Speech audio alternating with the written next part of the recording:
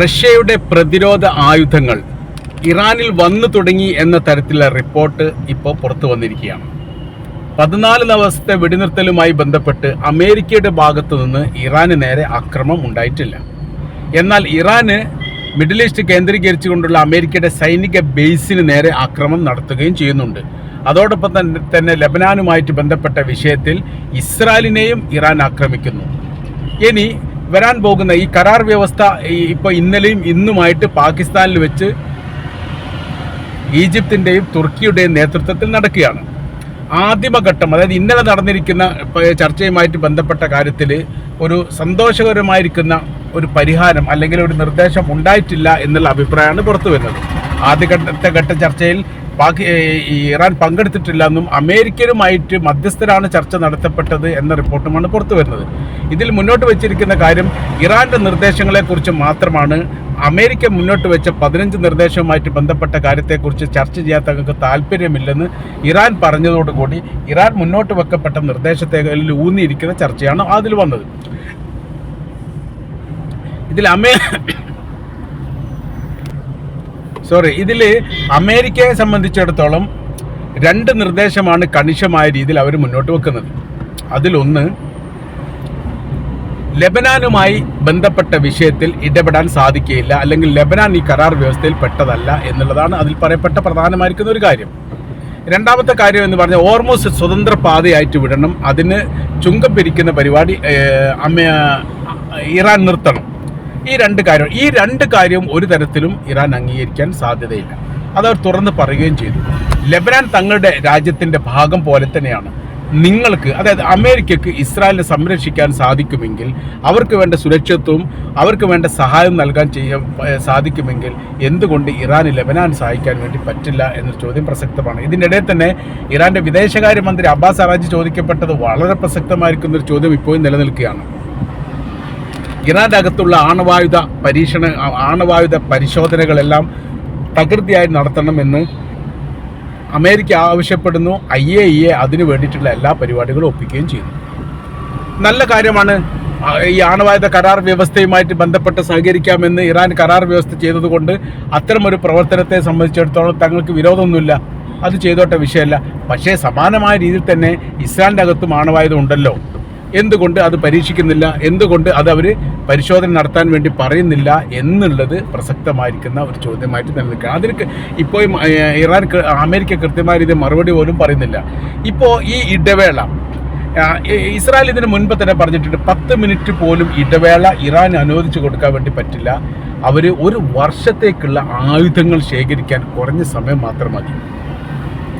അത് 2-3 ഉദാഹരണം അവർ പറയുന്നുണ്ട്. ഒന്ന്, 2 വർഷത്തിലധികം യുദ്ധം ചെയ്ത് ഗസയുമായിട്ട് ഇതുവരെ ഹമാസിൻ്റെ ആയുധപ്പുരകൾ കണ്ടെത്താനോ അവർക്ക് എങ്ങനെയാണ് ആയുധങ്ങൾ ഏത് മാർഗം മുഖാന്തരമാണ് എത്തുന്നത് എന്നതിനെക്കുറിച്ചോ ഒരു വിവരവും ഇതുവരെ അവർക്ക് ലഭിച്ചിട്ടില്ല. അതിനുള്ള എല്ലാവിധ പരിശോധന കാര്യങ്ങളും അവർ നടത്തിയിട്ടുണ്ട്, പക്ഷേ എല്ലാം പരാജയപ്പെടുകയാണ്. പൂർണ്ണമായിരിക്കുന്ന നിയന്ത്രണം, ഗസയുമായിട്ട് ബന്ധപ്പെട്ട പൂർണ്ണമായിരിക്കുന്ന നിയന്ത്രണം ഇസ്രായേലിൻ്റെ കൈവശത്തിലായിട്ട് പോലും അവിടെ എല്ലാ ഭാഗവും അരിച്ചു പെറുക്കിയിട്ട് അവർക്ക് കാണാൻ പറ്റാത്ത ഒരു പ്രധാനമായിരിക്കുന്ന വിഷയം എന്ന് പറയുന്നത് ഇതാണ്.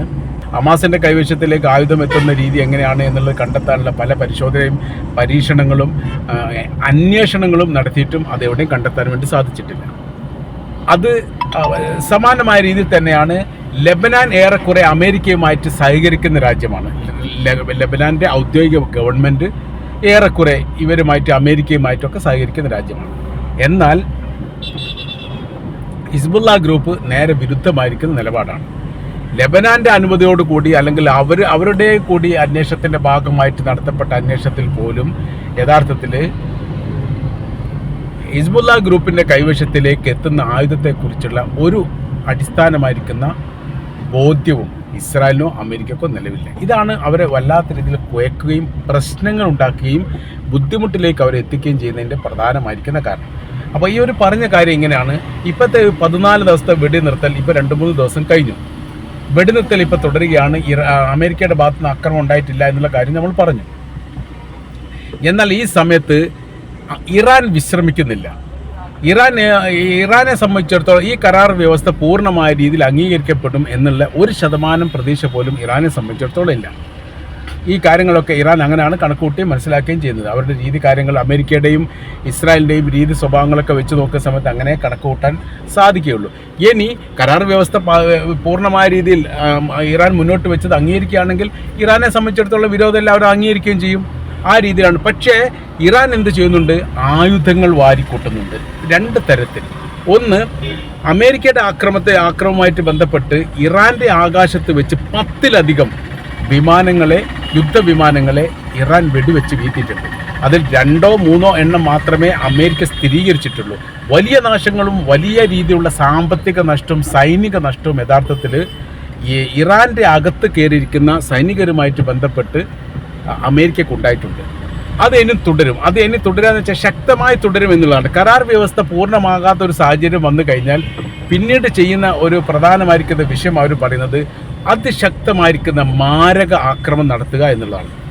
ഒരിക്കൽ പോലും ഉയർത്തെഴുന്നേൽക്കാൻ പറ്റാത്ത വിധം, അത് ഇസ്രായേലിനെ കുറിച്ചാണ് അവർ പറയുന്നത്, ആ തരത്തിലുള്ള ആക്രമണത്തിൻ്റെ പെരുമയ ആരംഭിക്കും എന്നുള്ളത് ഏറെക്കുറെ ഇറാൻ തീരുമാനിച്ചു. അതിന് 2 തരത്തിലാണ് അവർ ഈ കാര്യങ്ങൾ ചെയ്തത്. ഒന്ന്, പ്രതിരോധ സംവിധാനം ഉണ്ടാക്കുക എന്നുള്ളത്. അത് ചൈനയുടെയും റഷ്യയുടെയും സഹായത്തോട് കൂടിയിട്ട് വലിയ രീതിയിലുള്ള പ്രതിരോധ സംവിധാനങ്ങളെല്ലാം ഇറാനിൽ ഇപ്പോൾ എത്തിക്കൊണ്ടിരിക്കുന്നു എന്നുള്ളത്. കടൽ മാർഗമോ ആകാശമാർഗമോ എന്നതിനെക്കുറിച്ചൊന്നും റിപ്പോർട്ട് പുറത്ത് വന്നിട്ടില്ല. ഇതിൽ ഇപ്പോൾ പെട്രോളിയവുമായിട്ട് ബന്ധപ്പെട്ട് പോകുന്ന കപ്പലുകൾ തിരിച്ചു വരുന്ന സമയത്ത് അതിൽ ഇറാൻ ആവശ്യമായിരിക്കുന്ന ആയുധങ്ങൾ ചൈന കൊടുത്തു വിടുന്നുണ്ട് എന്നൊക്കെ പറയപ്പെടുന്നുണ്ട്. ഏതായിരുന്നാലും അത് ഈ 2 തരത്തിലാണ് അതിനെക്കുറിച്ച് പറയുന്നത്. ഒന്ന്, പ്രതിരോധ സംവിധാനങ്ങൾ ശക്തമാക്കുക. രണ്ടാമത്തത്, ആയുധ വിപണി സജീവമാക്കുക. ഇപ്പം തന്നെ പർവ്വതങ്ങളുടെ തായ്വാരത്തിലാണ് ഇറാൻ്റെ കൈവശത്തിലുള്ള ആയുധങ്ങൾ സൂക്ഷിക്കപ്പെട്ടത് എന്ന റിപ്പോർട്ടൊക്കെ പുറത്തു വന്നതാണ്. അപ്പോൾ ആ മേഖലയിൽ ഒരുപാട് മേഖല, അതായത് അവർ പറയുന്ന കാര്യം ഇങ്ങനെയാണ്: 25,000-ലധികം പ്രദേശങ്ങളിൽ ഇറാൻ്റെ ആയുധങ്ങൾ സൂക്ഷിക്കപ്പെട്ടിട്ടുണ്ട്. അതിൽ ഈ 2000-ലോ അതിൽ താഴെയുള്ള ഭാഗങ്ങളിലുള്ള ആയുധങ്ങൾ മാത്രമേ ഉപയോഗിക്കപ്പെട്ടിട്ടുള്ളൂ. അത് പൂർണ്ണമായിട്ട് ഉപയോഗിച്ചിട്ടുമില്ല. അതുകൊണ്ടാണ് ഇടയ്ക്കിടയ്ക്ക് ഇറാൻ്റെ പ്രസിഡന്റും ഇറാൻ്റെ വിദേശകാര്യമന്ത്രിയും ഒക്കെ പറയുന്നത് 5 വർഷത്തേക്ക് അമേരിക്കയുമായിട്ട് യുദ്ധം ചെയ്യാനുള്ള സംവിധാന കാര്യങ്ങൾ തങ്ങളുടെ കൈവശത്തിൽ ഭദ്രമാണ് എന്ന് പറയുന്നതിന് പ്രധാനമായിരിക്കുന്ന കാര്യം അതാണ്. അവർ 30% മിസൈലുകളൊക്കെ ഇട്ടു നശിപ്പിച്ചു, അവർക്ക് ഇനി ഉയർത്തെഴുന്നേൽക്കാൻ പറ്റില്ല, ഇറാൻ വീണിരിക്കുന്നു എന്നൊക്കെ പല റിപ്പോർട്ട്, അത് യുദ്ധം തുടങ്ങിയതിൻ്റെ പിറ്റേന്ന് തന്നെ ആ റിപ്പോർട്ടുകൾ അവർ പുറത്തുവിട്ടിട്ടുണ്ട്. പക്ഷേ അതൊരു യാഥാർത്ഥ്യവുമായിട്ട് അതിന് എന്തെങ്കിലും ബന്ധമുണ്ടോ എന്ന് ചോദിച്ചാൽ ഒരു ബന്ധവും ഇല്ല എന്നുള്ളതാണ് കാര്യം. ഇവർ ഡ്യൂപ്ലിക്കേറ്റ് ആയിരിക്കുന്ന ഒരുപാട് ആയുധങ്ങൾ ഉണ്ടാക്കപ്പെട്ടിട്ടുണ്ട്. അതിൽ യുദ്ധവിമാനങ്ങളുണ്ട്, കവചിത വാഹനങ്ങളുണ്ട്, ടാങ്കറുകളുണ്ട്. ഇതെല്ലാം അത് ഒഴിഞ്ഞ മരുഭൂമി പോലെയുള്ള പ്രദേശങ്ങളിൽ ഈ എയർപോർട്ട് ഇതിന് സമാനമായിരിക്കുന്ന സംവിധാനങ്ങൾ ഒരുക്കിയിട്ട് എന്ത് ചെയ്യുന്നുണ്ട്?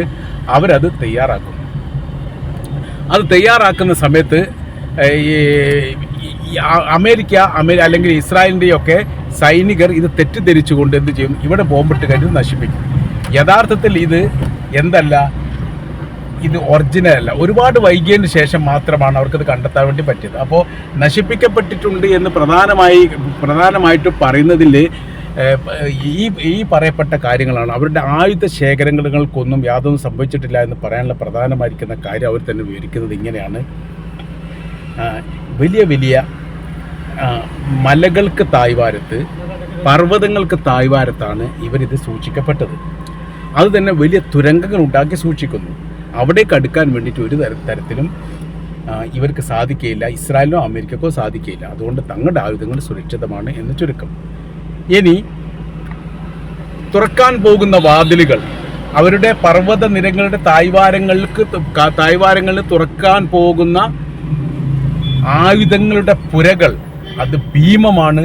അതിൻ്റെ ഭയാനകരത താങ്ങാൻ വേണ്ടിയിട്ട് ഇസ്രായേലിന് സാധിക്കാത്ത വിധമുള്ളതാണ് എന്നുള്ള ഒരു ഭീഷണി കൂടി ഈ വിഷയവുമായിട്ട് ബന്ധപ്പെട്ട് ഇറാൻ്റെ ഭാഗത്ത് പുറത്തു വന്നു. ഇറാൻ്റെ പ്രസിഡന്റ് ഏറെക്കുറെ മിതവാദിയും ഇറാൻ്റെ വിദേശകാര്യമന്ത്രി കുറച്ചൊക്കെ തീവ്രമായി ചിന്തിക്കുന്ന ആളുകളുമാണ്. ആ തീവ്രമായിരിക്കുന്ന ചിന്തയുടെ ഭാഗത്താണ് യഥാർത്ഥത്തിൽ ഈ നിലവിലെ സാഹചര്യത്തിൽ ഇറാൻ എന്ന് പറയുന്ന രാജ്യം, അതിൻ്റെ സൈനിക സംവിധാനം ഉള്ളത് എന്നുള്ളത് അമേരിക്കയ്ക്കും ഇസ്രായേലിനും വലിയ രീതിയിലുള്ള ഭയപ്പാടുണ്ടാക്കുന്ന കാര്യം.